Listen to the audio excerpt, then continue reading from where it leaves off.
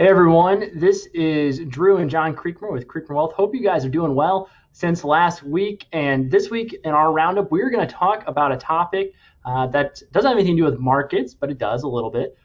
It's not going to be real intensive there. It's going to be more about retirement planning, which is our topic here for the month of April at Creekmur Wealth. So we're going to dive into some of the key threats that we've heard about over the years and our solution that we've developed, our system, to create a custom financial plan for each and every one of you to address those concerns and your unique goals. But before we dive into that, John, how you doing this week? I'm doing great. I'm doing great. I just don't know if everyone saw. I just got distracted. I looked at the little right-hand corner of my computer. A huge news flash came up, and it said that we now have a shortage of individualized ketchup packets Oh because no. of all of the delivery going to people's houses. That Heinz is running out of individualized, and so there's always something new. We know we love sports, and I think about risk, and I think about the things that happen in the markets and the things that have folks in their retirement account. And I don't know if you guys knew this. I mean, I love sport. I love all kinds of sport. It doesn't matter what it is. And people, they have the cherry pit spitting contest. I can watch that for hours. The frog jumping contest is awesome. But I love watching English Premier League football. And Manchester United last week, they had a streaker that ran across the pitch or the field during play. And this fella actually got to the stadium at 7 in the morning. He snuck in. He hid underneath the tarp, butt naked, and he stayed there until the middle of the match, and then he ran across. So he celebrated it. They all were cheering. He was drunk. He had a good time. But I was thinking about that story. Lots of risk. Things could have gone wrong, and his ultimate goal would have not been accomplished. Anything from the sprinklers turning on to someone finding him. So a little simple way to remember there's risk in everything that we do, and those little risks can kind of derail your plans from actually being accomplished. Yeah. The little risks add up, right? They compound and they Yeah. can really make a huge difference with your outcomes. And that's what we've seen. From a retirement risk standpoint, I think one of the smaller risks that people maybe don't think about, but it's been in the news a lot lately is inflation. Mm. Inflation over the last few years has been very low compared to historical averages. However, it's starting to rise because of a number of factors.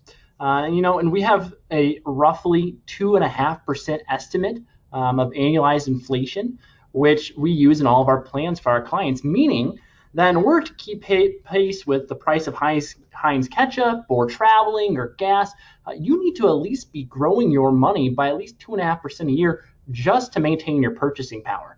And right now in the low interest world that we live in, which is probably going to stay that way for a number of years, that's a really big deal.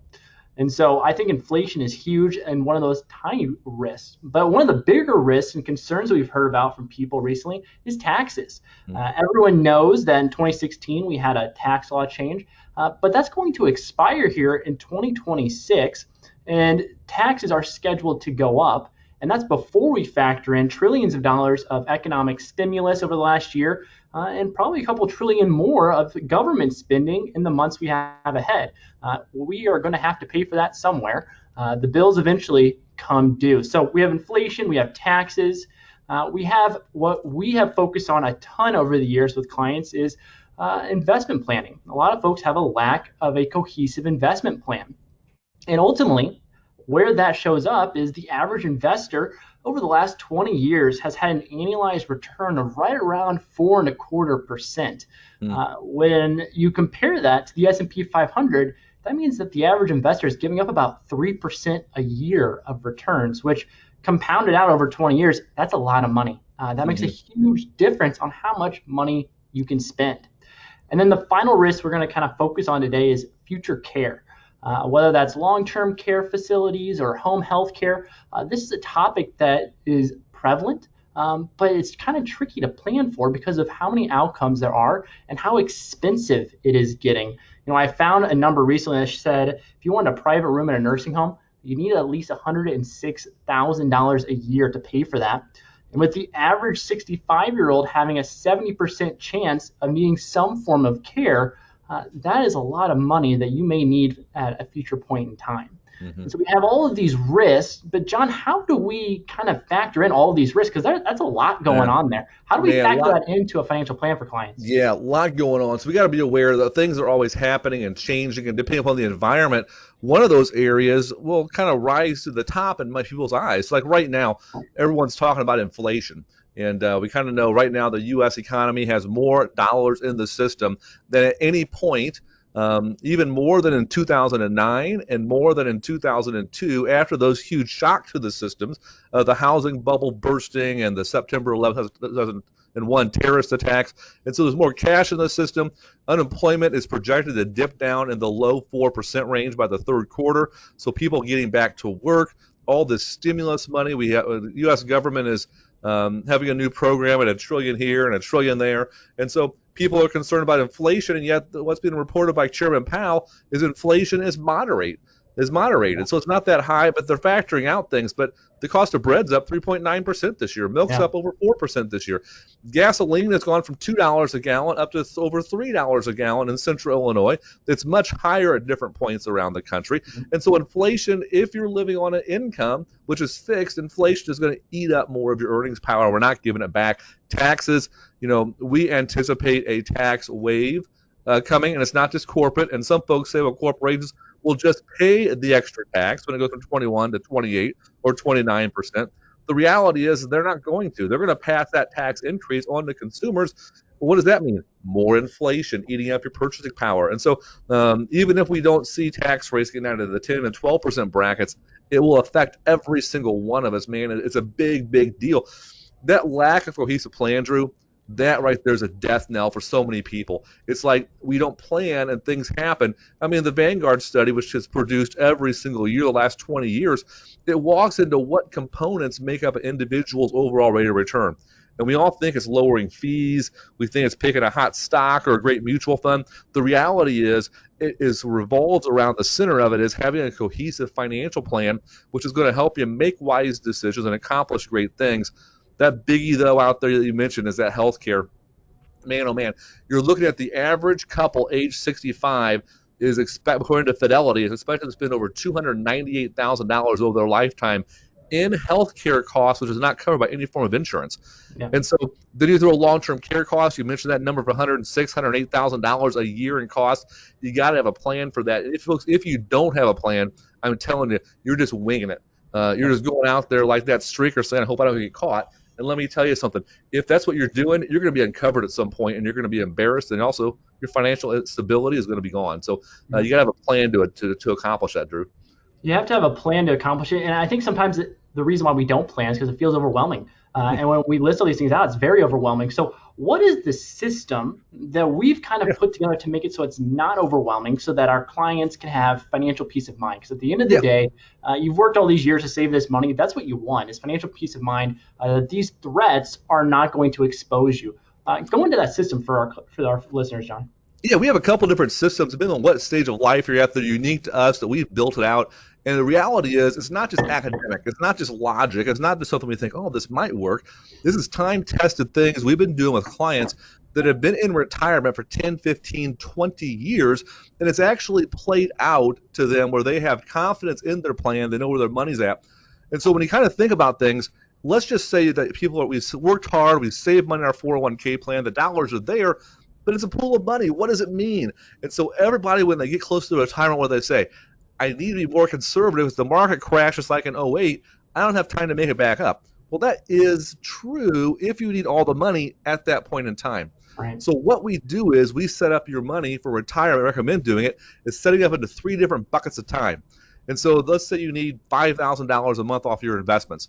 For the first 3 years, that means you need $60,000 times 3, $180,000.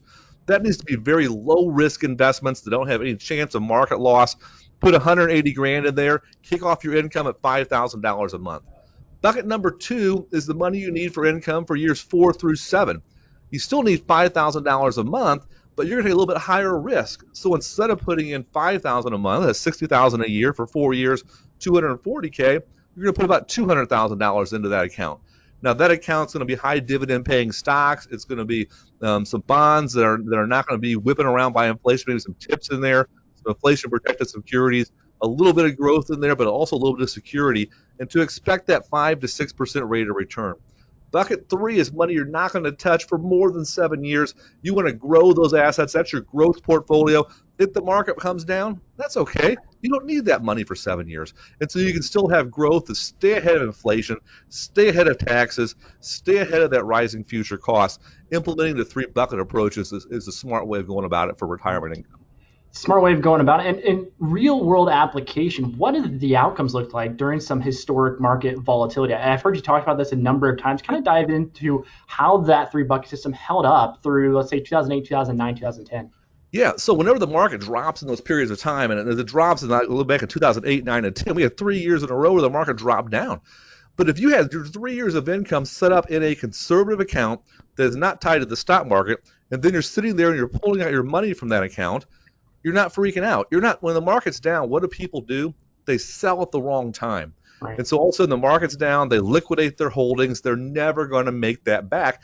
And then they start drawing income off of it. Now the market's down, the money they're pulling out is down, so they have a death spiral. What we've seen, the way this has played out, even last year in 2020, whenever month of March, when the market dropped down, our clients that used the three bucket approach, they didn't worry about it. They said, this is a short-term blip. We have a long-term horizon. So our long-term money, it was down, but it's going to bounce back before we need it. The money they had in their short-term bucket, they weren't worried about it simply because it wasn't tied to the stock market. And so they were actually able to reallocate dollars and actually grow in the midst of that. And so they had total confidence knowing that their safety money they need for income is going to be there every single month. Yep.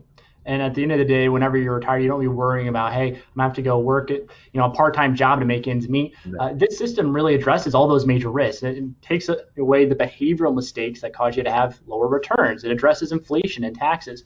And at the end of the day, that's why we've created that system for our clients. So, John, any other big thoughts on this topic of just how to construct a portfolio and your financial plan to address some of the big retirement risks that are out there? I'm telling you what, guys, there are so many different ways to structure a portfolio.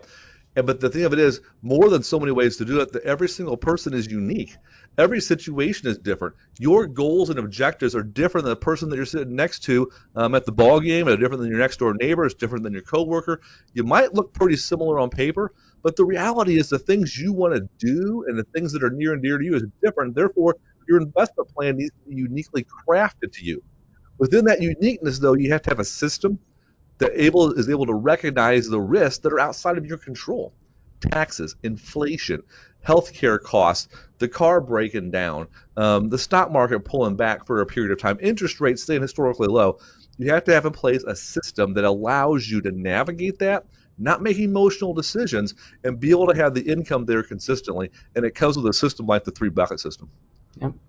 Well said, John. And, if you guys have any questions after watching this video or you don't have a plan, we would encourage you to give us a call. Set up a 15-minute phone conversation with one of our advisors. We'd love to chat with you about it and answer any questions or concerns that you may have about your current situation.